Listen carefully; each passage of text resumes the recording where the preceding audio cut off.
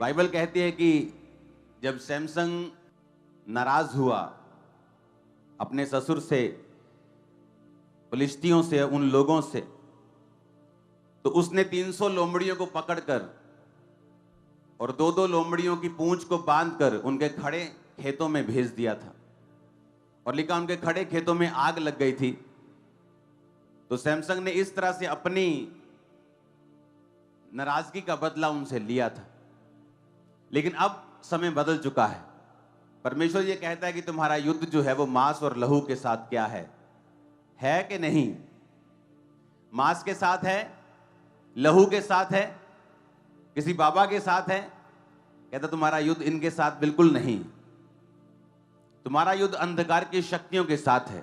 लेकिन एक तरीका जो परमेश्वर ने बदला नहीं है शत्रु को हराने का, वो चाहे पुराने नियम में इंसान के रूप में था, नए नियम में वो शैतान के रूप में है, तरीका एक ही है, वो है परमेश्वर की फायर, वो आग जो लोमड़ियों की पूंछ पर लगाकर उन्हें हराया गया था। आज वो आग आपके सिरों के ऊपर लगी हुई है और शैतान हार रहा है। हालेलुया। अपने हाथों को उठा के बोलो, आज पवित्र आत्मा की अग्नि मुझ पे उतरे और शैतान की सारी चालें नाश हो।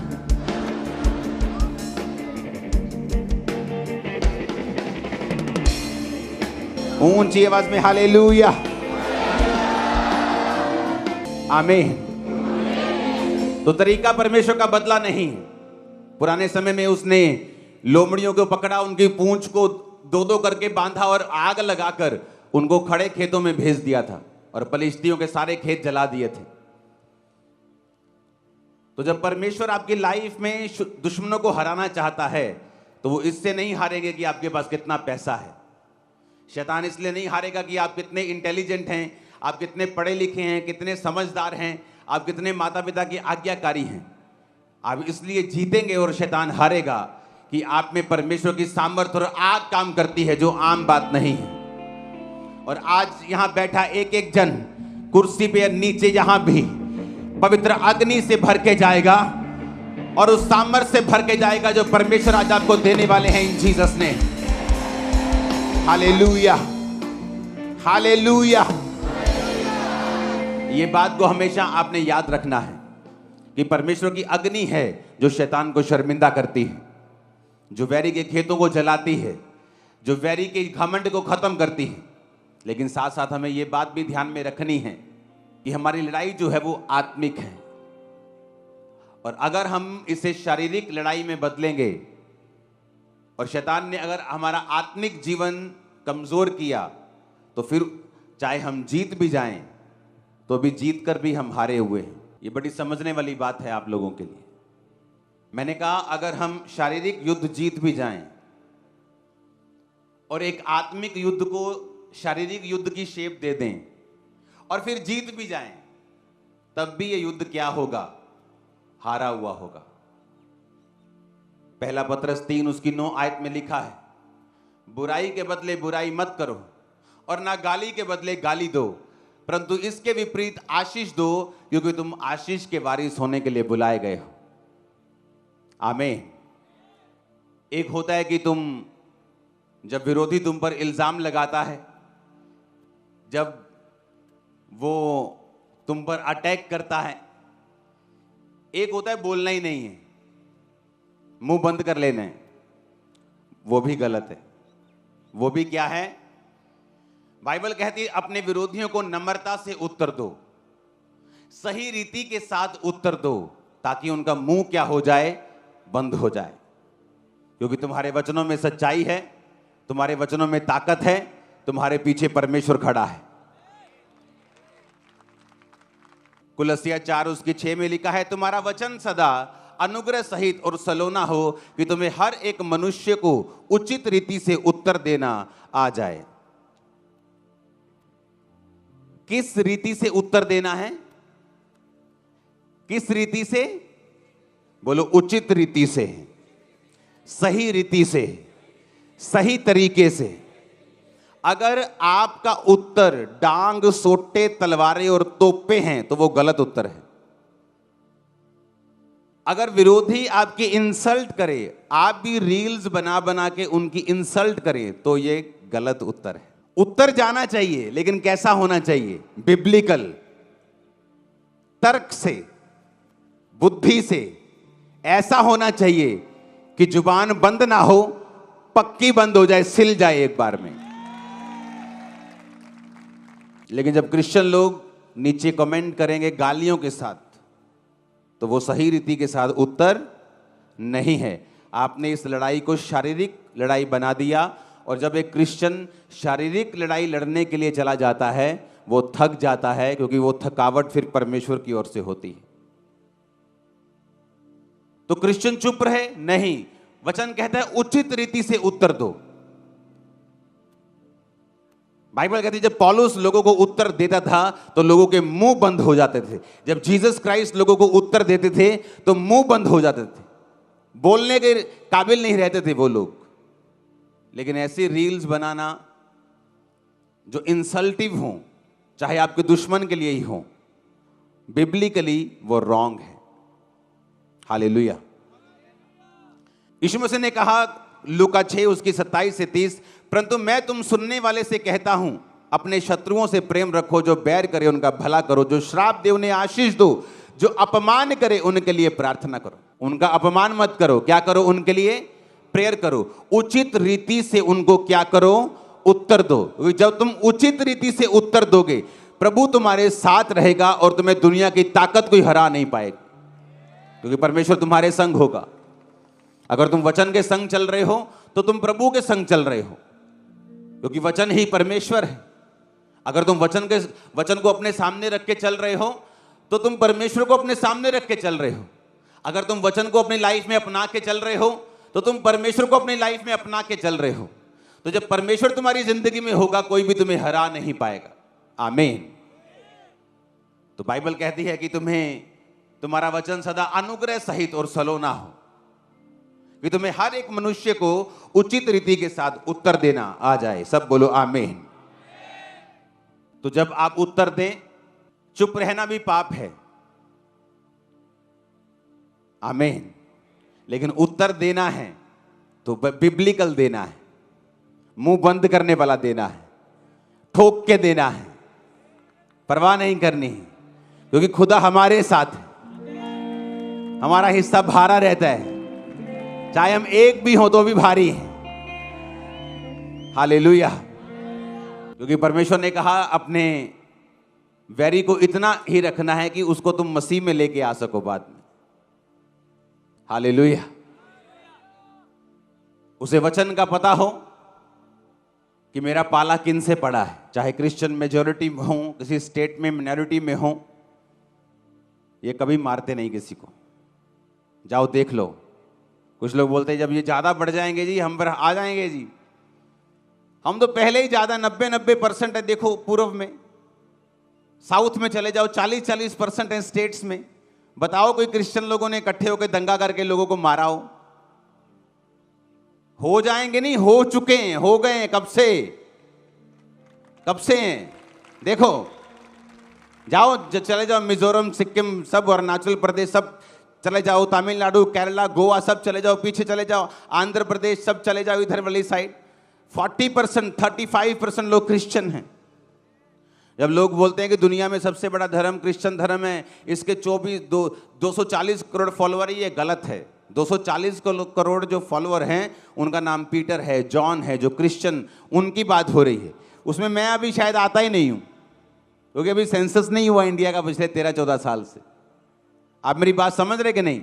हम लाखों करोड़ों लोग तो उसमें आते ही नहीं हैं अभी। तो जीसस को मानने वाले तो करोड़ों लोग हैं। और कैसे हो गए इतने करोड़ों लोग? क्योंकि जीसस ने कहा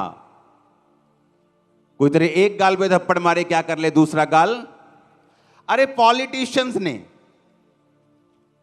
ऐसे बाइबल के वर्सेस को इस्तेमाल किया, महान बन गए। वो महान बने कि नहीं? महात्मा गांधी जी और भी बड़े बड़े बाइबल की वर्सेस को उन्होंने लिया कि यीशु मसीह ने कहा है। किसने कहा है ऐसा कि एक गाल पे थप्पड़ मारो दूसरा आगे? किसी ने नहीं कहा जीसस के अलावा। आप इमेजिन करो कि बड़े बड़े पॉलिटिशियन बाइबल की वर्स को यूज करके इतने महान बन गए कि आज आप दुनिया के जिस मर्जी कोने में चले जाओ, महात्मा गांधी जी की मूर्ति आपको वहां मिलेगी। आप लंदन चले जाओ, आप दुनिया के किसी देश में चले जाओ, महात्मा गांधी को सब लोग जानते हैं। बाइबल की एक वर्स को उन्होंने फॉलो किया और सब उन्हें जानते हैं। इमेजिन करो, आप पूरी बाइबल फॉलो करोगे तो क्या हाल होगा, और आपके अंदर जब परमेश्वर होगा तो क्या होगा। आप इमेजिन करके देखो कितनी ग्रेटनेस, कितने बड़े लेवल तक आप लोग जा सकते हैं, क्योंकि आपके पास परमेश्वर का जीवित वचन है। हालेलुया।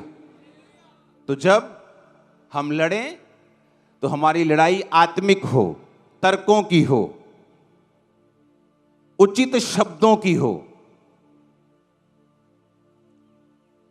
प्रेज द लॉर्ड से शुरू करके तो प्रेज द लॉर्ड से ही एंड किया जाए। बीच में अपने क्वेश्चंस रखे जाएं जिनका जवाब वो कभी नहीं दे पाएंगे। लेकिन अगर गालियों से शुरू करेंगे, मेरा बाप आया, तेरा बाप आया, तो नीचे हम कुछ प्रेज द लॉर्ड लिख नहीं पाएंगे। हालेलुया। तो हमें यह बात हमेशा याद रखनी है कि हमारा दुश्मन इंसान नहीं है, ये एक बहाना है इंसान की विरोधता अपने प्रचार को उस कोने में लेके जाने की जहां आपका प्रचार नहीं पहुंच रहा था, लेकिन आपका दुश्मन आपका दोस्त की तरह खड़ा होकर उसको लेके जा रहा है, वो लेके जा रहा है। Hallelujah, hallelujah. 2022 में हर पंजाबी को नहीं मालूम था यीशु मसीह के बारे में, लेकिन इतना विरोध हुआ, इतना विरोध हुआ, इतना विरोध हुआ, सबको मालूम हो गया।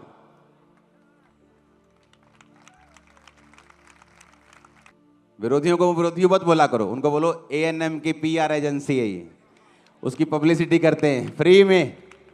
कहाँ पैसे लगाएंगे, लाखों रुपया देंगे टीवी चैनल को, 25 लाख एक बार का लगता है, अखबार में फोटो देनी हो, कहाँ अगले फ्री में लगे हुए हैं। क्यों विरोध करते हो तुम लोग? हालेलुया। आज 2022 में जब विरोध हुआ, आज पूरे पंजाब को यीशु मसीह के बारे में मालूम है। लोग बोलते हैं नेगेटिव भी लोगों को पता चला, नेगेटिव बातें यीशु मसीह की फैली, नेगेटिव। जब मेरे को यीशु मसीह का प्रचार हुआ था तो नेगेटिव हुआ था। जब मेरे को पहली बार यीशु मसीह के बारे में मालूम हुआ था, मुझे ये मालूम हुआ था कि ये पास्टर लोग ऐसा ऐसा ऐसा बोलते हैं, ये ऐसा ऐसा धर्म बदल देते हैं। लेकिन आज हुआ ना बदलाव, तो सच्चाई को छुपाया नहीं जा सकता, उसको रोका जा सकता है, कुछ देर के लिए छुपाया जा सकता है, लेकिन सूरज को कितनी देर छुपा लोगे, वो एंड में बाहर आएगा। कितने मेरी बात को समझ रहे हैं? तो जीसस क्राइस्ट सच्चाई है, वो धर्म का नाम नहीं है, वो रिलीजन नहीं है, वो सच्चाई, वो बाहर आएगी। प्रार्थना में रहो, उपवास में रहो, आनंदित रहो।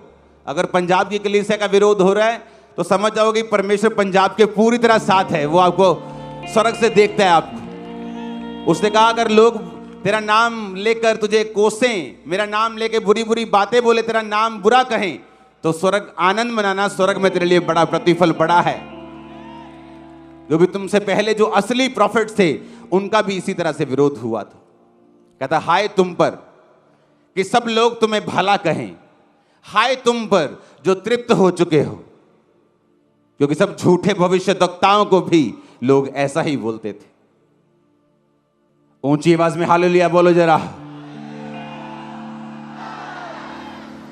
हम क्यों ना परमेश्वर के वचन को आगे लेके जाएं और सही रीति से, सलोनी रीति से, अच्छी रीति से और मुंह बंद करते हुए लेके जाएं। आमीन। और इससे क्या होगा? इससे पवित्र आत्मा आपके अंदर रहेगा, वो बाहर नहीं जाएगा। आप गाली निकालेंगे, आप क्रिश्चियन फाइट में तो आ जाएंगे, पर पवित्र आत्मा आपके बीच से चला जाएगा। क्यों यीशु मसीह का काम इतना फैला? अगर सोचो क्रिश्चियनिटी को भी जब लोग बुरा बोले, हम भी तलवारें लेकर निकल जाएं बाहर, हम कभी भी बढ़ते नहीं। आज क्रिश्चियन 400 करोड़ है, मैं आपको बता रहा हूं। उसका रीजन यही है कि क्रिश्चियन ने मारने के बदले मारा नहीं है, आशीषित किया है। इसलिए परमेश्वर ने सबूत दिया है कि तुम दुनिया में सबसे अधिक हो और ऐसे ही रहोगे। आप जाओ दुनिया के किसी कोने में, कौन है वहां पे? क्रिश्चियंस हैं। मिडिल ईस्ट को छोड़ दो, जाओ दुनिया के किसी कोने में, कौन बैठा है? दुनिया की बड़ी बड़ी संस्थाओं में कौन बैठा है? बड़े बड़े देशों के प्रेसिडेंट कौन है? बड़े बड़े देश किसके पास हैं? जाओ देखो। कई बार जब निकलते ही नहीं, चलो वीजा नहीं लगा वखरी गल है, हाँ, पर जब हमें मालूम ही नहीं, अगर बाहर नहीं निकले हमें लगता है कि यही सारी दुनिया है। नहीं नहीं नहीं नहीं, ये सारी दुनिया नहीं है। ये सारी दुनिया नहीं है। दुनिया में घूम के देखो, फिर के देखो।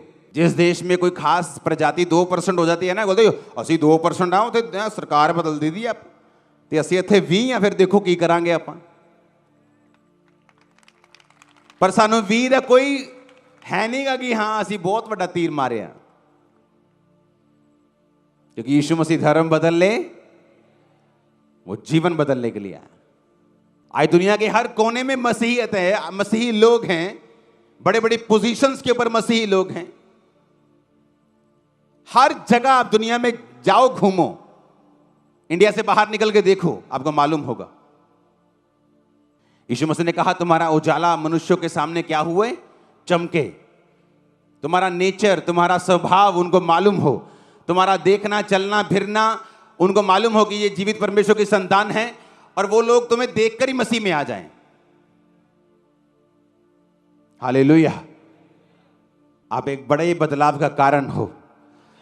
आपकी प्रेयर्स के कारण प्रभु ने आपको बहुत आशीषित करना है। चर्च, जो आपने प्रार्थनाएं की है, जो आपने मेहनत की है, जो आपने बीजों को बोया है, उसने आपको बहुत अभी और आशीषित करना है। जब खामरा चर्च शुरू हुई तो लोगों को पवित्रताई के ऊपर चलाया गया, वचन के ऊपर चलाया गया, उन्हें शिक्षा दी गई। आज मैं जिस दुनिया के जिस भी कोने में जाता हूं, इसी चर्च के लोग हैं जो यहां से गए हैं। कोई वॉलंटियर है, कोई वकील बन गया है, कोई डॉक्टर बन गया है, इसी चर्च के वॉलंटियर्स, इसी चर्च के मेंबर्स, इसी चर्च के हैं। सब लोग वहीं पे जाके काम कर रहे हैं। दुनिया के हर कोने में हैं वो। कोई ऐसा कोना नहीं, कोई ऐसा यूरोप का देश नहीं, कोई ऐसा American continent, Australian continent, African continent में भी चर्चेस अभी ओपन हो रही हैं, जबकि वो पहले से मसीह में हैं, लेकिन हिंदी चर्चेस वहां नहीं। कारण क्या? आप लोग फैल गए हैं। परमेश्वर ने आपको फैलाया है, बरकत दी है।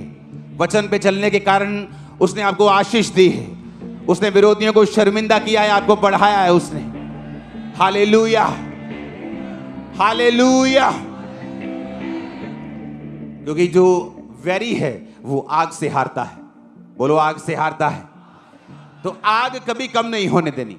जब शरीर आएगा आग कम होगी, व्यभिचार चोरी आएगी आग कम होगी, आप गालियां निकालेंगे आग कम होगी, आप रॉन्ग वर्ड्स यूज करेंगे आग कम होगी, आप डर जाएंगे नहीं बोलेंगे तब भी आग कम होगी। अगर आग आपकी लाइफ में रही, प्रभु की फायर आपकी लाइफ में रही, शैतान हमेशा शर्मिंदा था और रहेगा आपकी लाइफ से। आपके परिवार एक बड़ा काम होते हुए देखने वाले हैं। आपका फाइनेंस एक बड़ा काम होता हुआ देखने वाला है। आपके शरीर की हड्डियां एक बड़ा काम होते हुए देखने वाली है। आपके शरीर की बीमारियां परमेश्वर दूर करने वाला है। एक बड़ी हीलिंग आपका हिस्सा होगी आज यीशु के नाम में। मैं भविष्यवाणी करता हूं, बड़ी डिलीवरेंस आपका हिस्सा होगी यीशु मसीह के नाम में। भविष्यवाणी करता हूं, बड़ी बरकत आपका हिस्सा होगा। आमीन ऊंचा, आमीन ऊंचा। ये आशीष हमारी है चर्च। हालेलुया, ऊंची आवाज में हालेलुया। हमारी लड़ाई क्या है? बोलो, शरीर की, किसकी है? आत्मिक लड़ाई है। फायर बना के रखनी है प्रार्थना के साथ, टीवी को ऑफ करके, आमीन, प्रेयर स्ट्रांग करके, चुगलियां बंद करके, दुश्मनियां बंद करके। आग जब बन के तुम्हारी लाइफ पे रहेगी, शैतान हमेशा शर्मिंदा रहेगा। वो अटैक करने आएगा और शर्मिंदा रहेगा। आमीन। मेरे को ऊंचे वाला चाहिए। हालेलुया। जीसस के वर्ड्स पे विश्वास करते हो ना? तो उसने कहा है कि तुम्हें हर एक मनुष्य को उचित रीति के साथ उत्तर देना आ जाए। ना तो तुम चुप रहोगे, ना तो तुम गालियां निकालोगे, ना तो तुम चुप रहोगे, ना ही रॉन्ग वर्डिंग्स यूज करोगे। तुम उचित रीति के साथ, सलोनी रीति के साथ, तर्कों के साथ तुम उनके मुंह को बंद करोगे। बाइबल कहती है तुम्हारे अंदर एक पवित्र आत्मा है, कौन है अंदर तुम्हारे? बाइबल कहती है पवित्र आत्मा जिसके अंदर होता है, जब वो बोलता है दूसरों को निरुत्तर कर देता है, उसके पास उत्तर नहीं रहता। अगर पवित्र आत्मा आपके अंदर है तो, क्योंकि आपके अंदर से सच्चाई की बात निकलेगी, झरनों की बात निकलेगी, जीवन जल निकलेगा। जब लोग बोलते हैं उनके अंदर से मृत्यु निकलती है, इसे मार देंगे, उसे मार देंगे, उसे खत्म कर देंगे। जब वो बोलते हैं उनके मुंह के अंदर से श्राप निकलते हैं, इंसल्ट निकलती है। पर जीसस ने कहा मैं तुमको जीवन जल का झरना बना दूंगा।